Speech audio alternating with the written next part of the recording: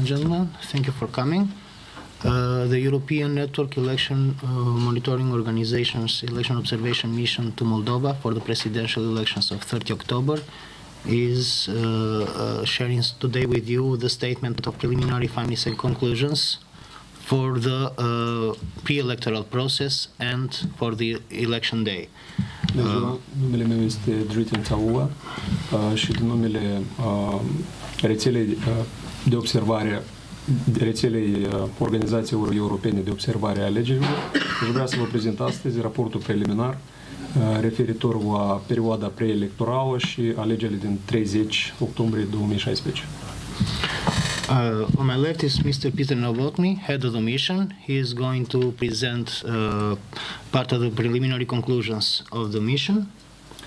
Din partea mea stângă se află domnul Peter Novotny și va prezenta o parte a acestui raport. And our colleague Mihai Tănase, who is going to translate us for us today. Și Mihai Tănase în calitate de interpret. So, Peter, please. Thank you. ENEMO Election Observation Mission was launched in Moldova on October 9 with the arrival of 6 members of the core team. Misiunea de observare a alegerilor ENEMO a fost lansată la 9 octombrie și și-a început activitatea prin venirea a 6 observatori din echipa de bază a ENEMO. And for the observation of the first round of presidential elections, we were accompanied by 10 teams of short-term observers. Și pentru observarea primei runde a alegerilor din 30 octombrie 2016 am fost însoțiți de 10 echipe de observatori pe termen scurt. And we would like to present you the preliminary conclusions based on observation analysis of this team of ENEMO observers. Și am vrea să vă prezentăm concluziile preliminare și constatările bazate pe monitorizările efectuate de echipele noastre. On October 30, the citizens of Moldova voted to elect the President of the Republic for the first time since 1996, following a Constitutional Court ruling that the amendments introducing the elections of the President in the Parliament in 2000 were unconstitutional.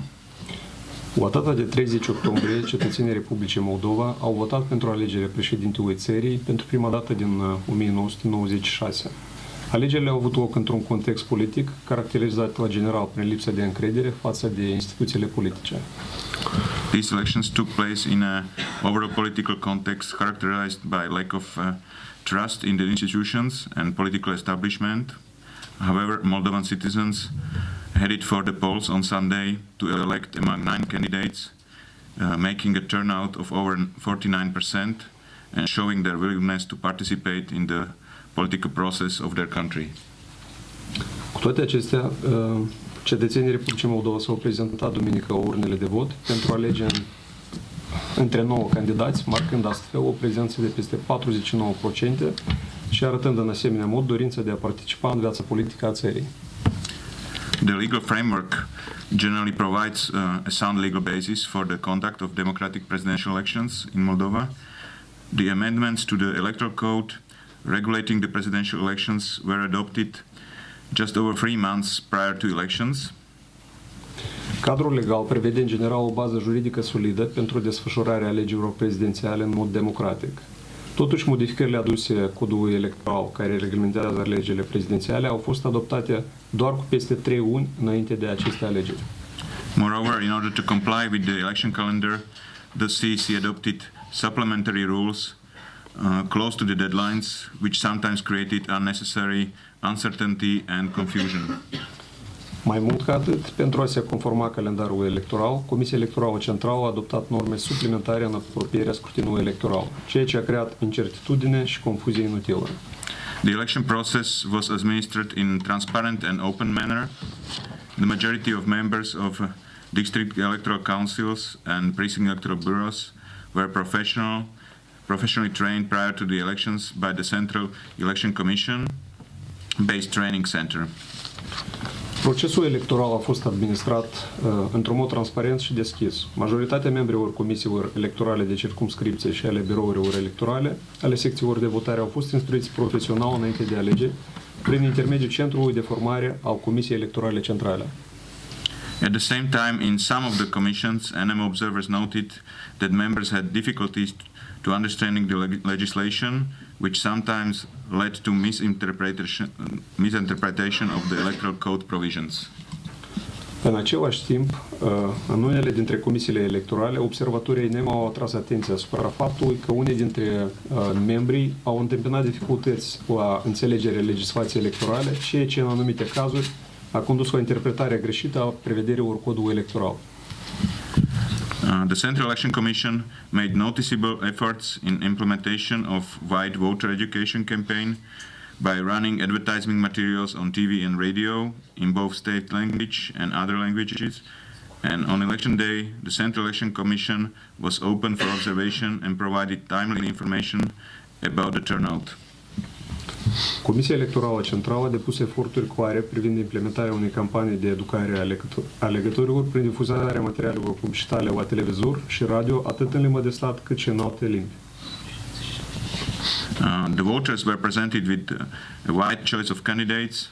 However, the legal framework for elections requires to be revised, taking into account international standards, in order to provide equal playing field for all candidates, especially for inclusions of independent ones. Alegătorii au avut de ales într-o opțiune largă de candidați, cu toate acestea ținând cont de standardele internaționale. Cadrul legal pentru desfășurarea alegerilor necesită a fi revizuit, în scop de a oferi o participare echitabilă pentru toți candidații în cursa electorală și în special pentru includerea candidaților independenți. Currently, the legislation leaves space for preferential conditions for candidates nominated by political parties with regard to campaign finance, as well as with regard to conflicting deadlines for candidate registration and start of the campaign, which led to a situation in which some candidates started campaigning ahead of the other candidates.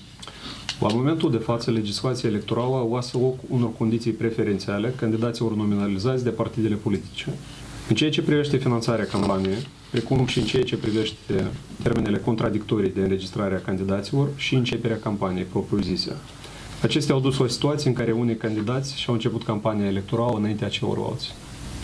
The electronic voter verification system served as a very efficient measure in preventing multiple voting, while it also enabled transmission of real-time information from the polling stations to the Central Election Commission and to the public.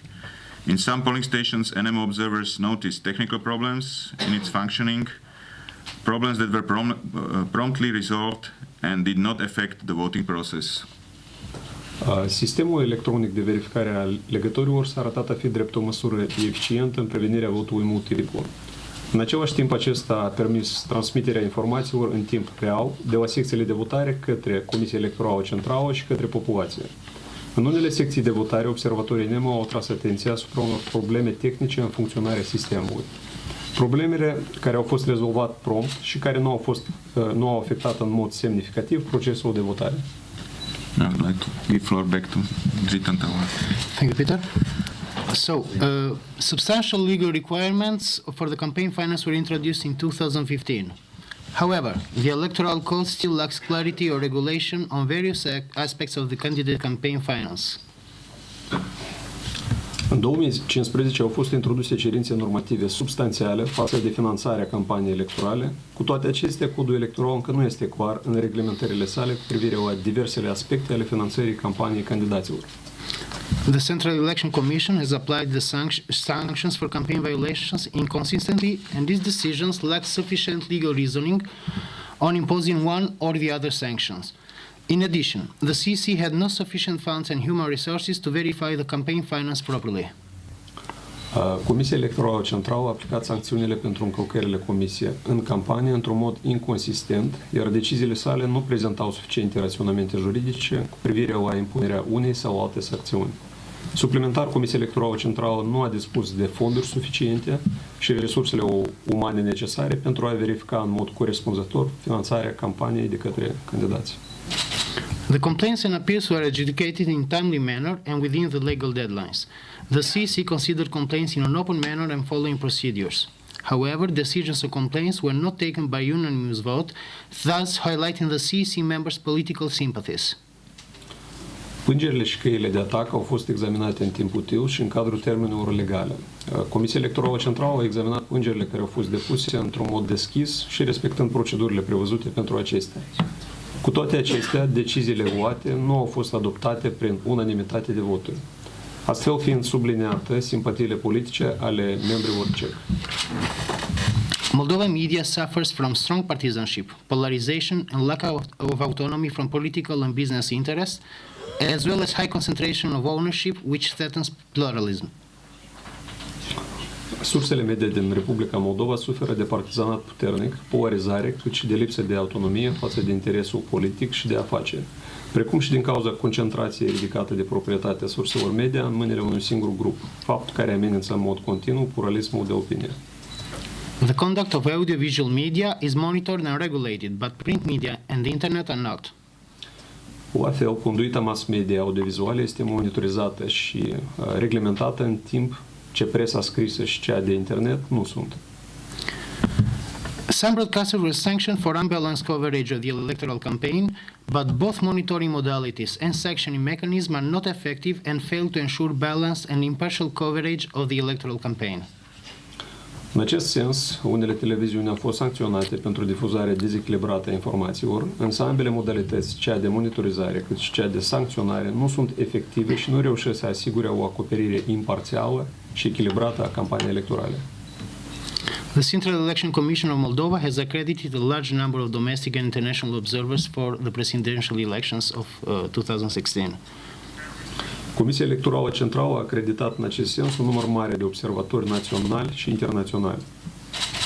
While the Electoral Code provides for adequate rights and responsibilities of observers, the process of accreditation of international observers has been in certain cases delayed beyond deadlines, thus limiting them in the observation of the pre-election period. În acest sens, cu toate că codul electoral prevede drepturi și responsabilități adecvate observatorilor, procesul de acreditare a observatorilor internaționali a fost în anumite cazuri întârziat, dincolo de termenele limite. On election day, the Election Observation Mission of ENEMO deployed 10 teams of STOs covering opening of polling stations, process of casting the ballots, counting and tabulation of results, and also environment around polling stations. În ziua alegerilor, pentru a evalua respectarea legislației naționale și a standardelor internaționale, Misiunea de Monitorizare a Alegerilor a ENEMO a dislocat 10 echipe de observatori de scurtă durată care au monitorizat deschiderea secțiilor de votare, procesul de utilizare a buletinelor de vot, mediul din jurul secțiilor de votare, închiderea secțiilor de votare, numărarea voturilor, precum și transferul și întabularea acestora. A total number of 10 polling stations were observed during the opening. The voting procedures were observed in 114 polling stations and the counting of the votes in 10 additional polling stations.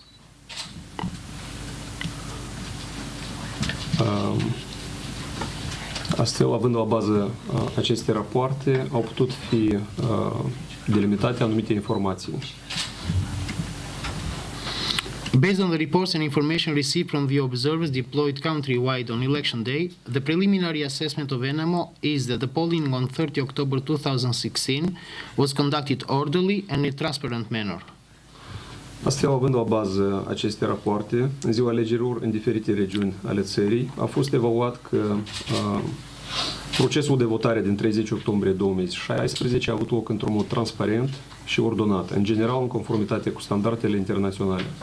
And general in compliance with international standards.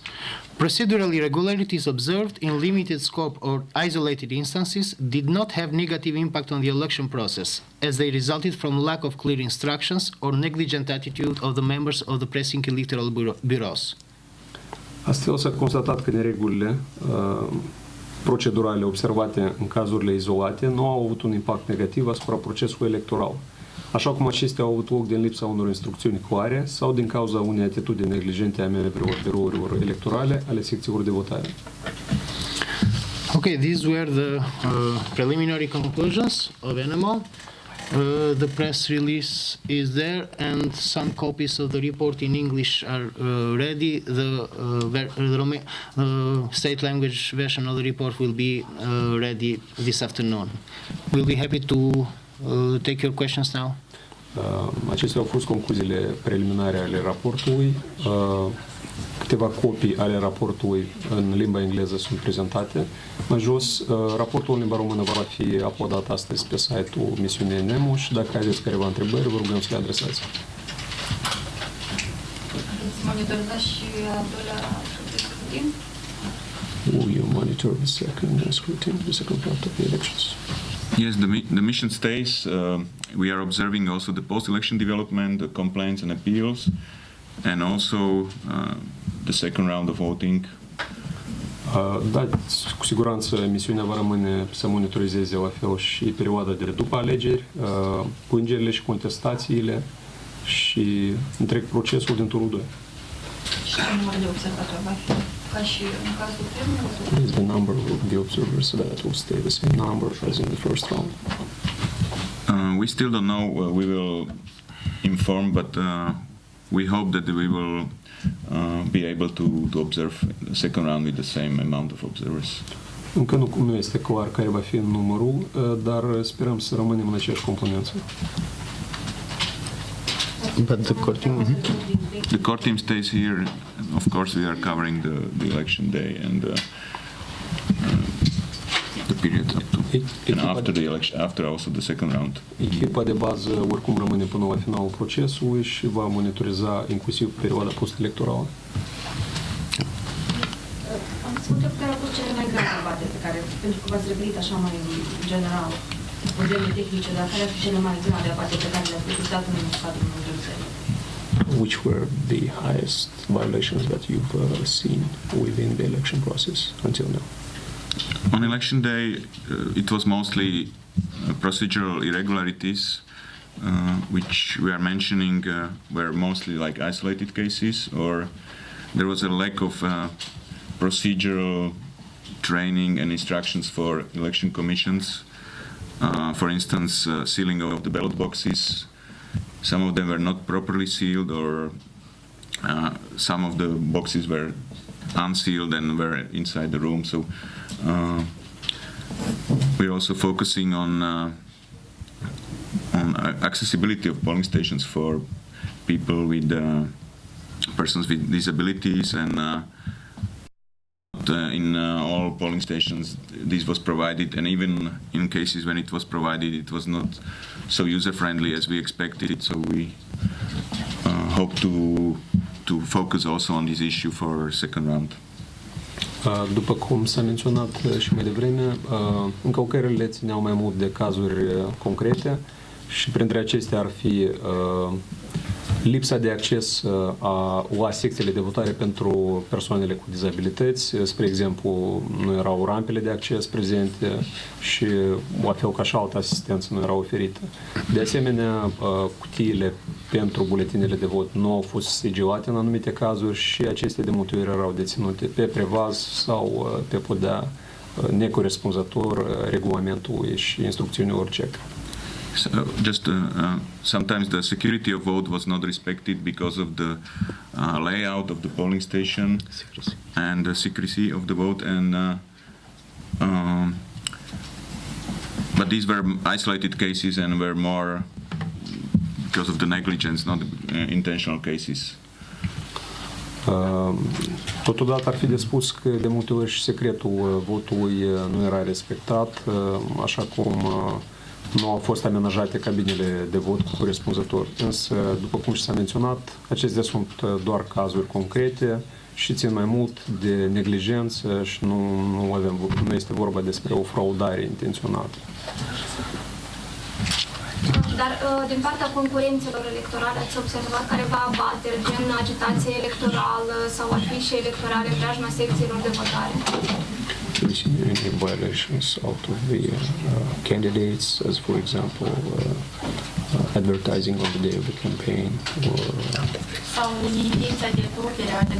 or the intention to corrupt the voters?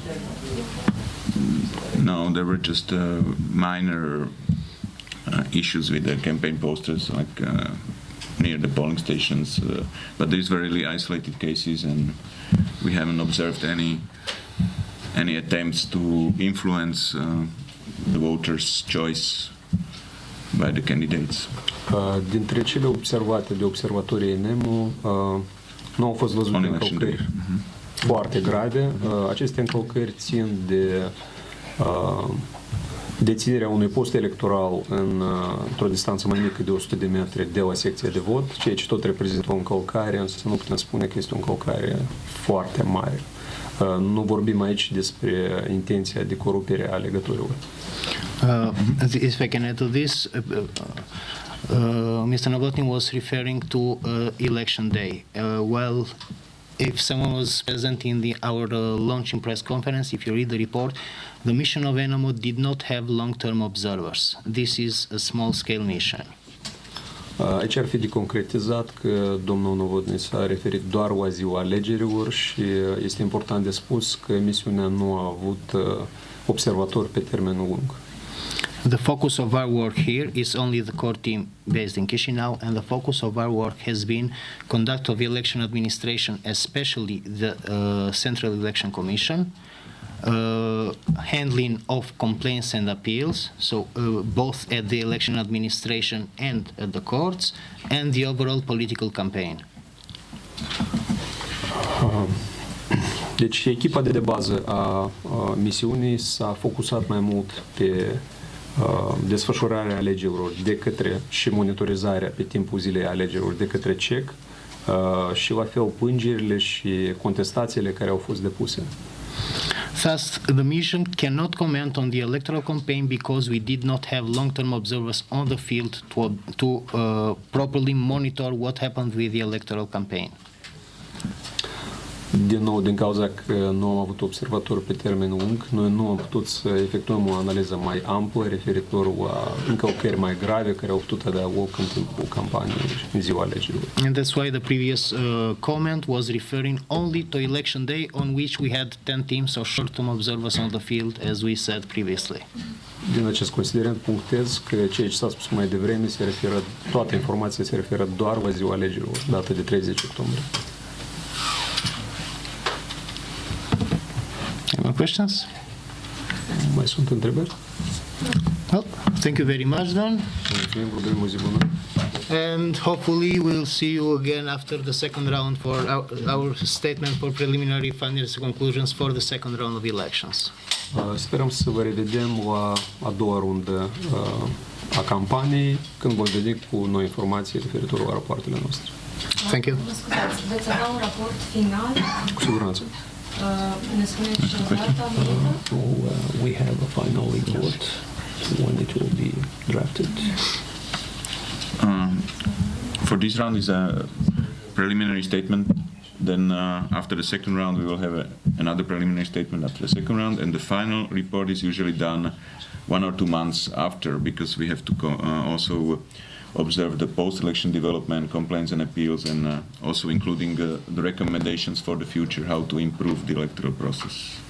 Pentru această rundă de electorală vom avea un raport preliminar, cel care a fost prezentat astăzi. Pentru a doua rundă, la fel, va fi prezentat un raport preliminar și în final, aproximativ după o lună sau 2 luni de zile după alegeri, va fi prezentat raportul final, care trebuie să conțină informații referitoare la plângeri și contestații. El nu poate fi prezentat mai devreme, așa cum aceste informații vor fi obținute mai târziu. Mulțumim. Thank you.